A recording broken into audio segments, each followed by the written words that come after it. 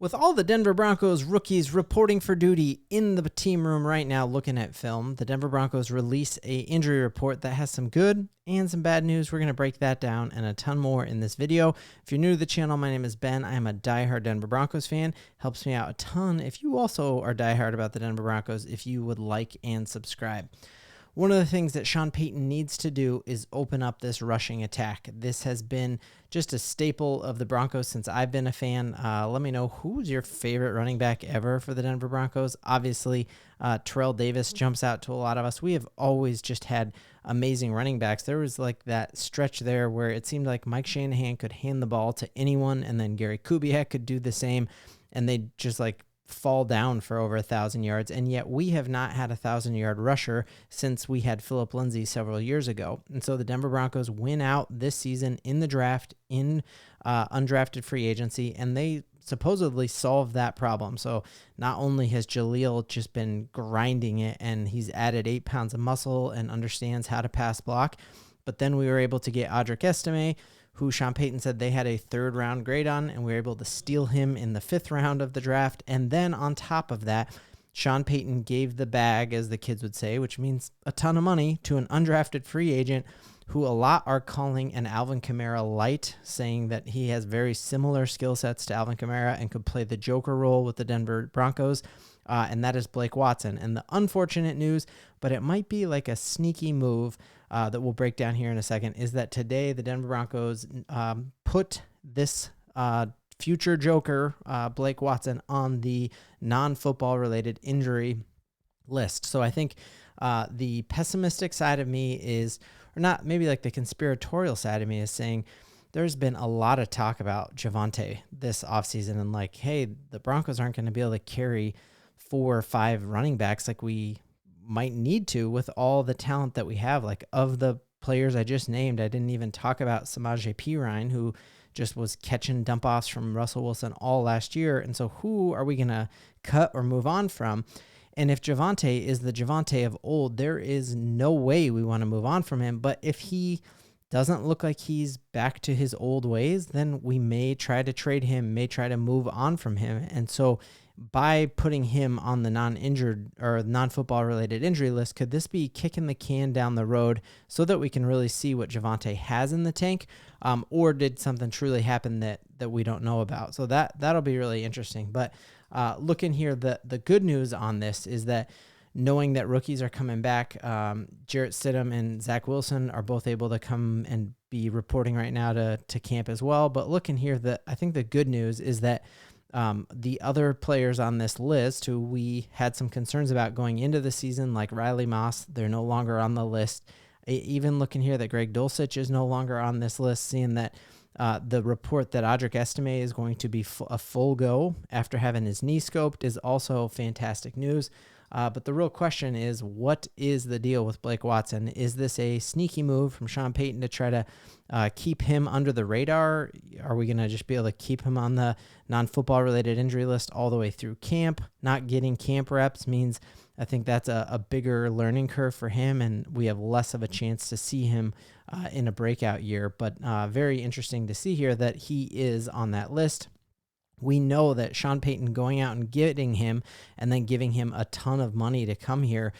Shawn Payton is one of the very few head coaches who aggressively pursues these players in the undrafted free agent list. We remember when we were able to sign Lavelle Bailey, the linebacker, as a undrafted free agent. He talked about how Shawn Payton called him not just once, but physically called him twice, and no other head coach even reached out to them. So Shawn Payton is thorough, to say the least. It would not surprise me whatsoever if it turns out that he also called Blake Watson. And if you look at his ability and all the talk about why he could be a Joker player, look at him at the bottom of your screen here.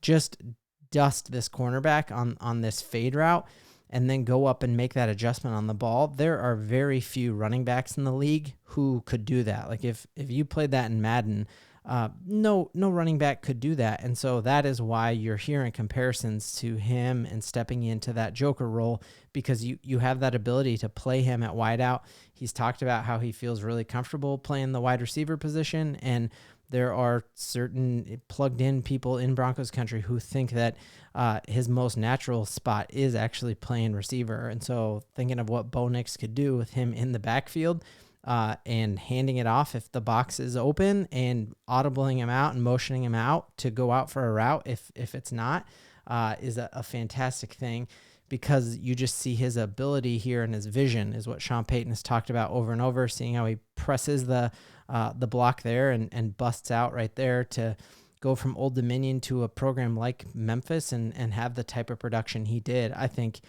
this is a huge grab for the Broncos. So I hope that this is either strategic in that Shawn Payton wants to give Javonte a ton of snaps and see what he has in him without having to divide up those snaps, or trying to hide him from other teams, because there is zero chance that he makes it, that he clears waivers, then we can sign him to the practice squad because he got so much guaranteed money. Obviously, folks know what the Broncos thought of him going in there. Other big news of the day is hearing multiple plugged-in sources saying that the quarterback competition that we all thought we would see in 2 weeks in Dove Valley, I guess Broncos Park now, is already over, according to several. This is a former GM for the Minnesota Vikings and also a GM for the Tennessee Titans, Jeff Diamond, and he's writing for a website called the 33rd Team now, and saying that Nix will likely win the job, that Stidham might push him, but at the end of the day, we look at Nix and the fact that he had an 80% pass completion in college, that he had 45 touchdowns to 3 interceptions as last year, the fact that he's a 5-year starter in the SEC when he was in Auburn, and then he started in Oregon, and he's just saying, man, this is the dude. He is Himothy, as the kids would say again, and so very interested to see who do you think, or I guess what week would you say that Bo Nix ends up being the starting quarterback for the Denver Broncos? Do you think that is week 1 against the Seattle Seahawks, or do you think that he does not start till later in the year? My bet right now before training camp starts, and we'll absolutely be sticking to this, is that I think Bo Nix gets the starting role from day one. I think that is a very good thing. Last thing I wanted to go over here, because I was just infuriated by it. One of my buddies texted me this today. I am not a betting guy whatsoever. I instead lose all my money in cryptocurrencies. But he sent me this, and this is the lines for chances of making the playoffs, and I don't even truly understand like negative and plus and like what those mean. So someone in the comments tell me what exactly it means. But what I do understand is that you have to scroll all the way nearly to the bottom of this list, and the only team that has a worse chance at making the NFL playoffs this year than the Denver Broncos is the New England Patriots. And I think that is just disrespectful. I think that is a sign that people, either I'm like totally wrong, and week 1 after Seattle, I'm going to come on with the reddest face you've ever seen in my life and just be eating so much crow, or these people are really, really sleeping on us. And if you're a betting person, this is probably a really easy way to make money, because I think there's just no way that the Denver Broncos are worse than the Panthers, worse than the Titans, definitely not worse than the Giants, definitely not worse than the Cardinals. And the Washington Commanders have a better shot of making the playoffs than us. The Raiders, like this is just absolutely ridiculous that we are that low on the list, when I feel like we made drastic improvements all over the place. We finally have a quarterback who can run Shawn Payton's system. We're going to have a running game. Like we're talking news about an undrafted free agent. Like that's, and I just think we are in very, very good shape, and we have a ton to believe in. That's 2 days in a row.